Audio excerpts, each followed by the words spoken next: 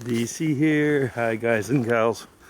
Well, it's Tuesday and it's snowing. It's not very cold. It's just about freezing weather around there. 32 Fahrenheit, like -1 or 0 Celsius, around there. A little bit cold on my hands, but I'll survive for the vlog. So walking around in my usual lunch haunt.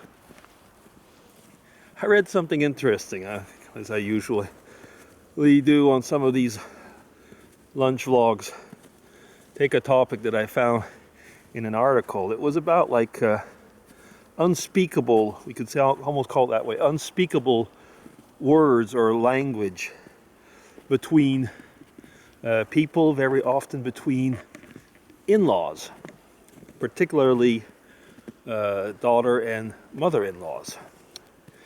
It seems that in many cultures, particularly it seems Indian, so not American Indians, but Indian cultures, and some Australian or Aboriginal cultures, it seems, and others at least as well.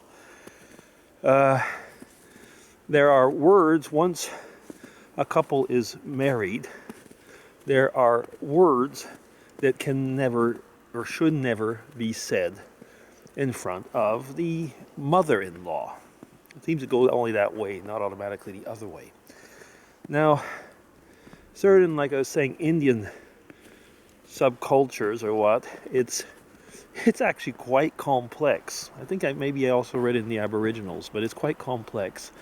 It's like you cannot, if your mother-in-law's first name was starting with a C, you could not speak to her with any words starting with a C. So you would always have to look for synonyms or basically have a substandard conversation. Now, ethnologists seem to say that it has something to do with keeping the superiority of the mother-in-law over the daughter-in-law, because the daughter-in-law has to find a way around, a workaround. I'd say that's probably okay if it's, I was going to say, if you don't want to talk to your mother-in-law. I mean, okay, as usual, the battery's dying. So if I look at my mother-in-law, her first name starts with C, exactly. So I could have never called her crazy or other nice words. No, but I wouldn't have anyway. But I mean, you get what I'm at. What a strange thing, actually. It really is. I never had heard of this before. Can you imagine? I mean, you have to work around with synonyms all the time.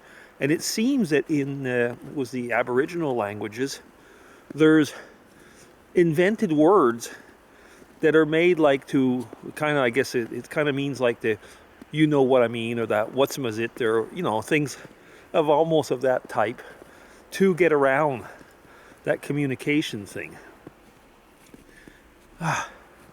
Humans are a strange type of people, put it that way. See, for lack of words. Sometimes you hear things that seem even stranger than fiction, and they're supposedly reality. I say supposedly. Who knows? Maybe it was fake news. It'd be the New York Times. It wouldn't be the first time to be fake news there.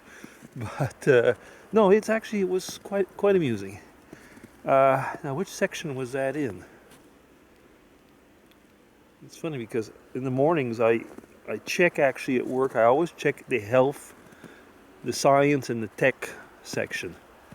And you'd be surprised sometimes some of the things that come out in those respective sections. You think, what are they doing there? Anyway, well, that was there.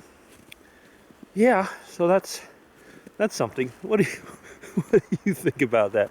I mean, I do know, that in families as such, there's always been what we would say the taboo subjects, which you don't talk about. But to say that there was taboo words, I'm not talking about swear words and stuff like that, but to create a whole subset of taboo words which could even be different from one relation, so like one family to another. Weird, isn't it?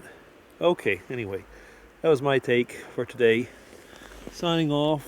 Hope you're all well. As you can see, it is snowing. We've had a bit of snow. So all of a sudden, this place looks much more like winter.